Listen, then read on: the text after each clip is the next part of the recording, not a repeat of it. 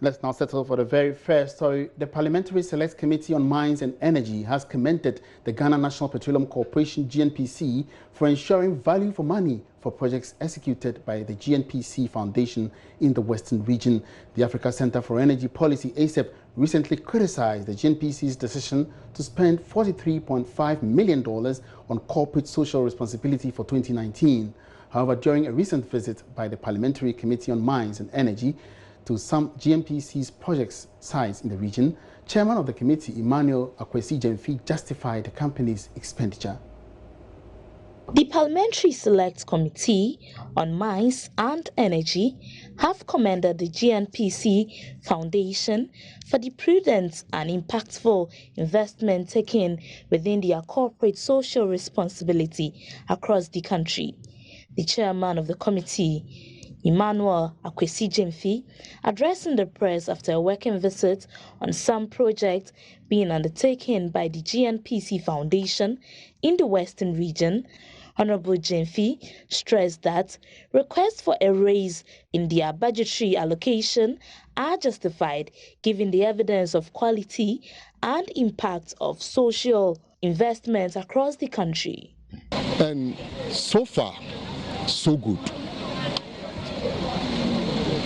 What we've seen today, we have gotten the report in Accra, but we wanted to come down and verify and feel what is actually going on. And we are very much impressed. Last year, their budget was about 28 million USD. This year, because of the good work they are doing, we've given them 43 million USD. So that answers your question. If next year we see the kind of projects they are implementing and they come to ask for more, I believe committee members and Parliament as a whole will grant that. I have said that the best way to distribute the oil revenue is to make everybody feel that he is having something in his local community, and that's what GNPC Foundation is doing. Executive Director for GNPC Foundation, Dr. Dominic Kwesi Edua, disclosed that the success they have chalked with these investments are due to a more rigorous and strategic monitoring and evaluation and commitment demonstrated by contractors working on the projects. He, however, admitted upon complaints by contractors that the pricing of contracts are relatively unattractive and that's needed to be reviewed. I won't give the credit to my monitoring and evaluation team. I think the contractors have done a very good job within schedule because it's one thing that we don't joke with at the foundation. Quality of work, superb, as recommended by most of the MPs who are here. I think the only issue they raised was the costs, which they feel that is low, that we need to review it upwards. It's something that we'll consider and look at it. Let's do some Greek stories now. And board member of the Alliance for Green Revolution in Africa, AGRA, Lionel Zinzu, has called for an increase in private sector investment into agriculture. At the sidelines of the launch of this year's Green Revolutions Forum, Lionel Zinzu said it is imperative for private investors to put in more money because agric holds the key to the development of the sub-Saharan African region. Lionel Zinzu said Africa has seen unprecedented growth and adoption of digital technologies and has an opportunity to leapfrog the agricultural transformation trajectory of the past. He explained the choice of Ghana as host of this year's forum. Ghana is a very important country for AGRA. AGRA has been created by Kofi Annan just after his tenure as UN Secretary General. And in 2010, Accra, for the first time, hosted the first forum. So in a sense, it's just coming back home to be in Ghana. But in the meantime, the home has changed. You see dramatic progress in terms of agriculture efficiency and performance and yield, and structured policies in terms of agriculture. So it's a perfect host country. In a sense, in Africa, sub-Saharan Africa, agriculture is so important that it is the key for youth employment, and it is the key for reducing poverty. If you want inclusive growth, you have to focus far more on agriculture. A few countries are emblematic of that. Ghana is one of them. So you have every reason to invite people to think about this priority in a country where the priority exists in kind, concretely. Mr. Sinso, who is also the former Prime Minister for Benin, noted private investment in agriculture must show up. So before the beginning of the years 2000, private sector was not in the nucleus, in the core of the public policies. So the governments have now to consider that small farmers are the private sector. Informal sector is a private sector which has to be respected, even if it's informal. Small and medium companies, more formal, are essential participants, but you need a coalition, you need an action together. And the foundations, some of the financial partners of development have to interact. But you know, as of today, agriculture remains only 8% of the portfolio of our largest financial institution, which is the African Development Bank. 8%. In my country, Benin, credit to agriculture is 2% of total credit. In Ghana, it's a bit more than 4% of credit allocation. The problem is that agriculture is 25% of the GDP in Ghana, like in Benin, and 50% of employment, but 2% or 4% of the credit. So we have to cause all the players to act differently and collectively, and to share the best practices. This is live on Business Live with me, Emmanuel Abuaji Wiafi.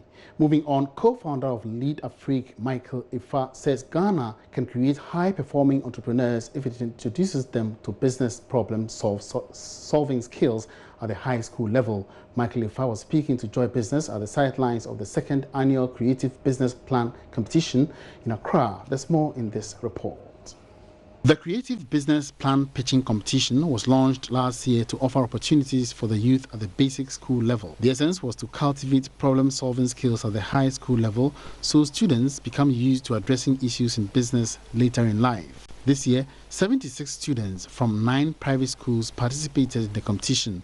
These include the Ghana International School, NSC International, Shield International, Pioneers Academy, Alpha Beta Christian Academy, Temple Christian College, and SOS School. Representatives of the school pitched various ideas and outlined how they hope to implement them. In the end, one school emerged winner of this year's competition. We were medical, party was medical, and we were creating collapsible beds for hospitals in Accra. And we are grateful to God for giving us such an opportunity to win this award. This is a great initiative by LeadAFreak, and we want to continue winning this in the consequent years. And we just the hard work, dissemination, and it really paid off. And we want to thank God for how far we have gotten. It's been a great journey, and we are so grateful. Some judges shared their thoughts on this year's event with Joy Business. Standing on stage and speaking in public is not an easy thing, even for adults. So this is something that has added value to the children. Some of them who could not stand a few people, today we see them talking and presenting their ideas. I think it's a fantastic thing. It's a real pleasure to be here at the LeadAFreak event today, supporting young kids with their business ideas and hearing about all the great entrepreneurship initiatives and the new leaders of tomorrow from all these different schools. So it's been a really great day. Michael Ifa is co-founder of LeadAFrica, organizers of the Creative Business Pitching Competition. The level of the competition the innovativeness of the business ideas coming from our young high school students has been mind-boggling. So what we can see is that our youth, given focused attention, when our youth are given guidance and supported, they can really do massive things for this country. They care about most of the social problems facing Ghana. And if we can support them, they would go on to do mega things for this country. Position itself in global competitive business economy in Africa if it seeks new sources of growth. And I have with me in the studio co-founder of LeadAFreak, organizers of the Creative Business Pitch Competition, to carry out the conversation forward. You're welcome to Business Live, sir. Now, what exactly inspired you to come out with this concept, and how does it fit into our scheme of things here? Good. A few years ago, I set out to establish an organization, an entrepreneur. And in the period that I've had this business, we've had challenges with HR, with the human resource that have come in and gone out.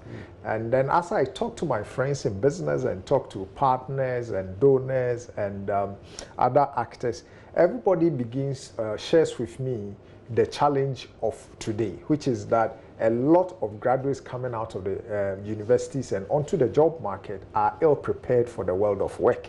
Now, they lack the critical corporate world skills that will make them value-added employees to any establishment. So then we begin to ask ourselves the question, how are we preparing our students? But if you say ill-prepared, does it mean that currently our school curricula is not well or fit and proper for the system? I think a lot of commentators share with me that sentiment, and the government itself has realized. That is why the government is introducing a new curriculum come September in the new school year. So what do you hope to imbibe into these youth? Basically, we want them to have corporate world skills before they even leave school. We want them to begin to think like business owners by standing in front of judges and speaking on their feet and making sense, and also preferring solutions to the social problems that we see today. You see, in our schools, a lot of us see work as punishment. So it doesn't help us to get that problem-solving skill that we need to be useful employees when we leave school. Because anytime a school system wants to punish you, it gives you work to do. So all of us grow up hating work. But then, to be an effective employee on the job market or even a job owner, you need to know how to solve problems. And that is what the business plan competition is trying to do at the high school. I guess the competition alone doesn't, have it all, because beyond the competition, how do you track these people to ensure that whatever they have learned, it goes with them? Yeah, so for us, it's not just a competition. Our relationship with the students dates back 1 year. So anytime we launch, we provide each company. Now, we let the students form companies. So each company is given a business coach who supports them to think through the process for 1 year. That is why we see it as a schools acquisition program, because by participating in the competition, they get to actually interact with an actual business or an entrepreneur who help them through every facet of business. It's an impressive concept, but why is it limited to private high schools and not, the general? It's just because the entry is easier. Now, we are only in season 2 of the competition. Our aim is to go national and even West Africa. But it is easier to always start with the private schools, or with the public schools, you need Ministry of Education approval. We are working on that, and very, very soon we want to take it on the scale like the National Science and Maths Quiz. That's very good. Many thanks for your time. Michael Ifa is a co-founder of LeadAFreak, organizers of the business pitching competition, which has ended recently. Let's move on now. The National Disaster Management Organization, NADMO, has ordered for the demolition and reconstruction of the Asafo Market. The call by the Director General, Eric Nanajiman-Prempeh, comes after 2 fire incidents occurred in a matter of 2 days at the market, destroying investments worth thousands of Ghana cedis. He revealed this after NADMO officials, together with the Kumasi Metropolitan Assembly, toured both the Asafo and Kumasi Central markets, which have experienced 3 separate fire outbreaks between Friday and Monday. Prince Apia has more. 3 different incidents of fire outbreaks have occurred in Kumasi between Friday and Monday. As a result of continuous destruction of these markets, city authorities and NADMO officials have been touring the affected areas in Kumasi. Director General of NADMO, Eric Nanajiman-Prempeh, says the Asafo Market must be reconstructed. We've done the search and rescue part of it. We are in the process of the assessment. But I've been around. My technical people have been around. The mayor and his team has been around. What I can say is that the market needs to be reconstructed by whatever means, and it should be immediate. Looking at what is happening, if you are not careful, we're going to experience what happened in Kwame Nkrumah Circle, the twin disaster of fire and water together here in Asafo. Because if you look at the drains, the records are there that at any time there's rain, the place gets flooded, very heavy. And then with this water that is happening, that's exactly what happened at Kwame Nkrumah Circle. And we don't want that to repeat itself in any part of this country. So I am in consultation with the Accra Kumasi Metropolitan Assembly. We're going to talk to Ministry of Works and Housing as part of the special program Works and Housing Ministry is doing in expanding the drains in the country so that it can accommodate the flooding waters. They should extend it to this part of Kumasi, that is the Asafo market area. And then I'm going to talk to Ministry of Local Government also, so that together with the Kumasi Metropolitan Assembly, we look at how best this market will be reconstructed. Because if you look at the whole place, there are no access. At the same time, the demolition of the Asafo market will be done by both NADMO and KMA. Kumasi Mayor Osei again. No witness. The first thing that needs to be done is the clearing of all the debris. And immediately after the clearing of the debris, one thing that needs to be urgently done is the drainage, which the Minister for Works and Housing has really promised of helping us to get it done. So that is going to be the first assignment that is going to be done, because currently there are a lot of drainage works ongoing, and he said they are going to add this one up to the emergency ones.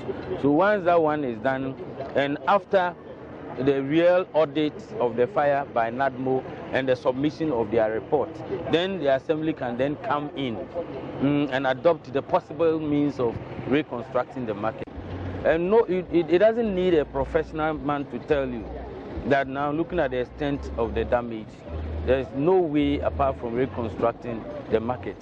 So by supporting KMA and the local government also coming on board, as well as the Minister for Works and Housing also coming on board, we hope within the shortest time we will reconstruct the market for the traders. Meanwhile, officials have advised the public to avoid putting up stores in unauthorized places that prevent the fire service personnel from being able to put off the fire early enough. Prince Apia reporting. A very unfortunate situation there in Kumasi. Now, to end it before we go, the Middle Belt Development Authority is partnering traditional authorities in communities under its jurisdiction to develop job creation initiatives. Chief Executive Joe Dankwa says the authority will rely on chiefs for land to execute its programs, mainly in Agric. He spoke to JoyNews when management paid a courtesy call on the Santehene Otumfuo II as he marked his 20th anniversary. Nana Yaojima has more. The Middle Belt Development Authority is expected to be a vehicle to fast-track development in the Ashanti, Eastern, Bono and Ahafo regions. Agribusiness will receive attention in order to deal with challenges that make it unattractive for the youth, so they can feed factories to be developed under government industrialization program. Mr. Dankwa says the focus on the youth and agriculture makes the program different. We want to develop what we call agribusiness centers. We will organize farmers, we will train them, we will support them, we will support farmers to engage in farming activities. And as you know, lands are owned by chiefs, and therefore to get land, we have to partner with him so that we can get the needed land for these agric projects. And then I gave in general development. You need to develop on land. They are the landowners. So there's no way you can sideline the traditional authorities within the belt. He also cites poor sanitation as another area to receive attention. Mr. Dankwa reviews the role of chiefs in the sanitation program. Thank you. Fortunately for us, we have a board and the sanitation has a rep on it. The executive secretary to the king is a member of the board. So we have that collaboration. Then 2, we are looking at transforming waste into energy. We will count on the Asante a lot to implement this project. We want to clean Kumasi, and we want to transform the waste that is generated within the Republic. Management made a donation in support of Otumfuo's 20th anniversary. Nanaya Ojima reporting. And on that note, we draw the curtains down on this evening's edition of Business Live. Of course, we'll bring you more updates in business on JoyNews Prime with my colleague Sandra Apenu. Meantime, you can get more news when you log on to our website www.myjoyonline.com/business.